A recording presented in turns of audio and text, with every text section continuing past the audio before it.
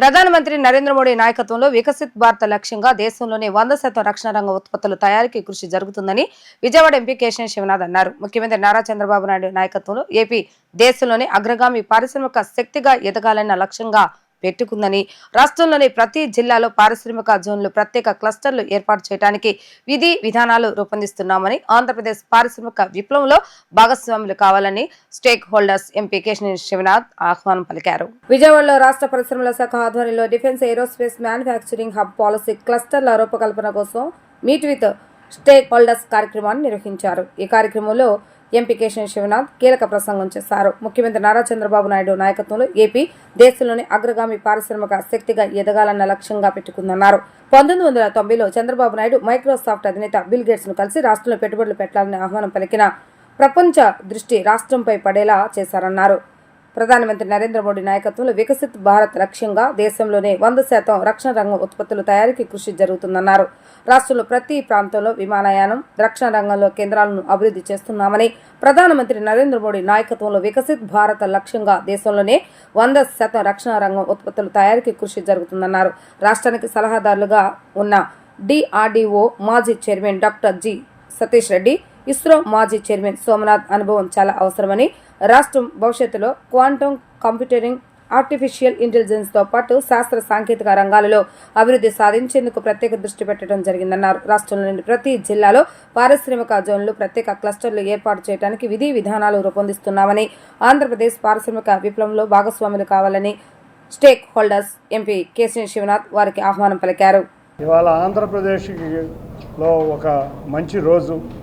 మనం ఎన్ని రోజుల్లో గానో కలగంటున్న డిఫెన్స్ అండ్ ఏరోస్పేస్ ఇండస్ట్రీ మన రాష్ట్రంలోకి రావాలని గౌరవ ముఖ్యమంత్రి నారా చంద్రబాబు నాయుడు గారు గత 6 నెలల నుంచి ఈ ఇండస్ట్రీ మీద చాలా కష్టపడుతున్నారు. దానిలో భాగంగానే ఆయన గత వారం రోజుల క్రితం గౌరవ DRDO X chairman Satish Reddy గారు, అంతేకాకుండా ఇస్రో ఎక్స్ చైర్మన్ సోమనాథ్ గారిని మనకి డిఫెన్స్ ఏరోస్పేస్ రాష్ట్ర ప్రభుత్వ ప్రతినిధులుగా అపాయింట్ చేయడం జరిగింది.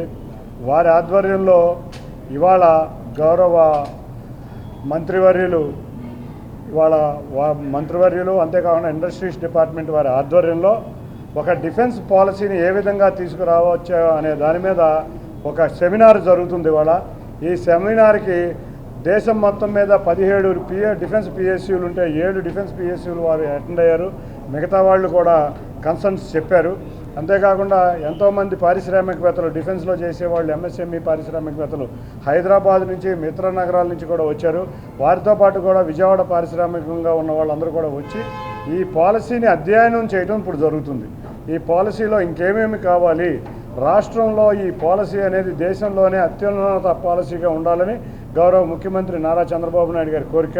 తప్పకుండా అదేవిధంగా ఈ పాలసీని తయారు చేసే విధంగా ఇవాళ ఇండస్ట్రీ ప్రతినిధులైన సెక్రటరీ గారు కానీ, లేకపోతే ఇండస్ట్రీ ప్రతినిధులు అందరూ కూడా తయారు చేస్తున్నారు. యువరాజ్ గారు కానీ, అభిషిక్త్ గారు కానీ, అందరూ కూడా, విశ్వ గారు కానీ, అందరూ కూడా ఈ పాలసీని ఏ విధంగా తీసుకురావాలని వాళ్ళతో చర్చలు జరుగుతున్నారు. చక్కటి రూపము తీసుకుని ఇక్కడ డిఫెన్స్ పరిశ్రమలు మరిన్ని ఆంధ్రప్రదేశ్లో వచ్చి ఆంధ్రప్రదేశ్ పారిశ్రామిక అభివృద్ధి, ఉద్యోగాల కల్పనే లక్ష్యంగా మేము పెట్టుకున్న లక్ష్యాన్ని ముందుకు తీసుకెళ్తాం.